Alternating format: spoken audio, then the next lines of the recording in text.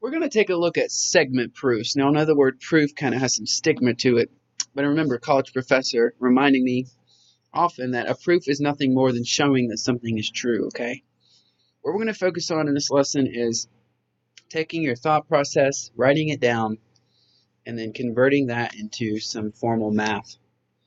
Won't be too hard. These statements are very simple in a lot of ways and some very simple concepts that we just need to learn basically the language of. That's all. Let's go ahead and take a look at example 1. We are given, and perhaps I should write this wording here.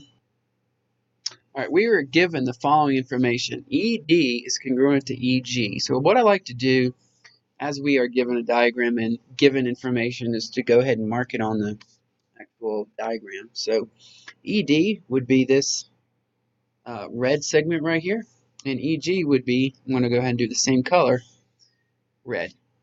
Okay? Let's read next what we're given. CE, segment CE, is congruent to segment FE. Well, CE is going to be right here, and it's congruent to FE. So these are two smaller segments. Okay? So far, so good. We need to prove that FG is equal to CD, and actually, some segment lines here as well as a congruence. We want to prove that these are congruent. Okay, FG and CD. Well, FG is this big line here. We're going to mark it in orange. We need to prove that it's congruent with CD, which is also. So we're trying to prove those two orange lines are equal to each other. Well, right off the bat, you can tell that if you add the blue line and the red line, you're going to get the orange line, the same orange line you'll get if you add this blue line and this red line. So keep that in mind as we're going through the proof. Okay, you can visually see why it's true. You're just going to have to translate that into some math expressions and statements. Okay, let's go ahead and take a look at example step number 1. What are you going to do? You're going to write out what is given. This is the easiest part of the proof. Okay, you can't do a proof unless you're given something. So all we're going to do for the first step in our proof is just to write out what they gave us. Now, as a reminder, what did they give us? We were given that ED is congruent to EG and C is congruent to FE, so it's going to be the first part of my proof. Okay, so here's exactly what we were given. Now, the way a two-column proof works is you write out a statement on the left, and you have to give a reason on the right. Since it's given, your first reason or first two reasons are always going to be because it's given. Okay, that's the information that was handed to you. So the question is, where do we go from here? Well, that's going to lead us to step 2. You want to write out what it is that you need to prove. Okay? And basically, you need to get from here to there. So you need to leave yourself some space. Okay? You need to leave yourself some space because there's going to be some lines in between that. So I'm going to go way down on my piece of paper somewhere, leave a gap, and I'm going to write what I need to prove, which is that FG is congruent to CD. And we know the reason for that's got to be congruence, okay? Because that's what we're trying to prove. So we just need to fill the gap between. The question is, how do you fill that gap? How do you go from the start to the finish? So we want to go from here, what we're given, all the way down to here. The question is, what's in between? That's going to lead us to our next step. We want to be able to write our thought process out in words, okay? Now remember what I said at the beginning when we wrote this diagram out and notated it, marked on it, was that this blue line plus this red line gives you this bigger orange line, and the same is true here. This blue plus this red equals this big orange line. So I thought about my thoughts and I typed them up. Everybody's thought process is going to be different. Here's what I had to say. The two segments from one line are equal to two segments from the other line. In other words, the blue and the red. And if I add up those segments, they will prove that the larger segments are equal. So that's pretty easy, right? I mean, you're just taking something visually and typing it into words. So this is kind of the bridge between what you see and what you need to formally write out. It's a very important step 3, and it's really helped me a lot with some of the harder proofs I've had to do, just typing out my thought process and then converting that into some math statements. Once you do that, all you need to do now is fill in the table to complete your proof. So remember, a proof isn't so much the answer, it's how you got to the answer. All right, so we're trying to prove those two orange lines are equal. Let's go ahead and do that. Let's get to the proof. Well, I'll go ahead and help you get started here. We said that the blue plus the red line equals the orange line, and same for this. Well, that's pretty easy to write in a proof.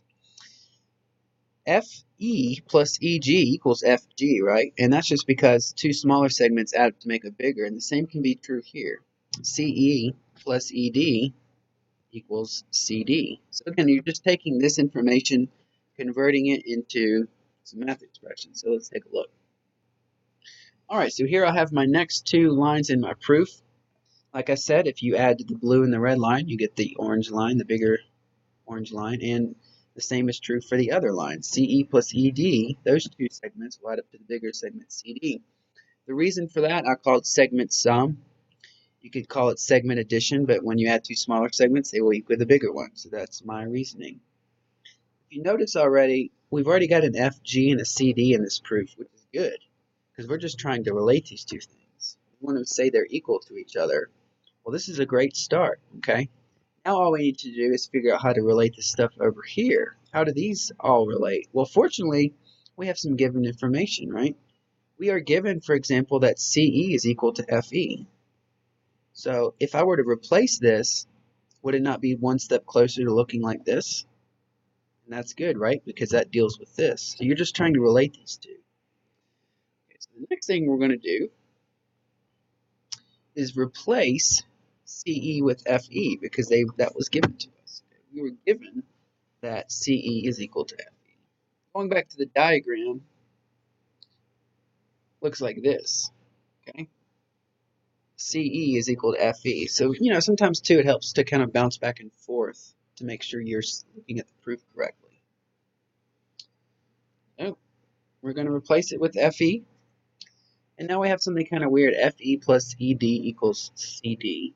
Now, that's okay because this is one step closer to looking like this, and then we can relate CD to FG. Now notice again in the proof, we were given that ED is equal to EG. Okay, if we go back here, ED is equal to EG. So these two bigger red lines, I should say. So since that's true, we can replace ED with EG, and it will be one step closer to looking like this. So we will do a double substitution, replace ED with EG after we replace CE with FE, and now look at this. This looks very similar to this. In fact, it's the same, right? Now it's the same because we proved up here that it was the sum. These two add up to equal FG. And so we've still got this equal to CD, we've just replaced these two, but because this is equal to FG, we can substitute one more time. And now we have FG is equal to CD. We've substituted once more because we proved this up here. Those two add up to equal FG, and we showed that using the sum of two segments. And now we've basically proven what they asked us to prove. FG is congruent to CD. There is one additional step we're going to write. It's kind of a formality. Basically, we want to write this as a congruent statement. So our final step is what we originally wrote at the very end of our proof before we filled the gap, and that is that FG is congruent to CD. And that's because of congruence. So we just filled the middle in to get to where we want it to be. And that's it for this proof.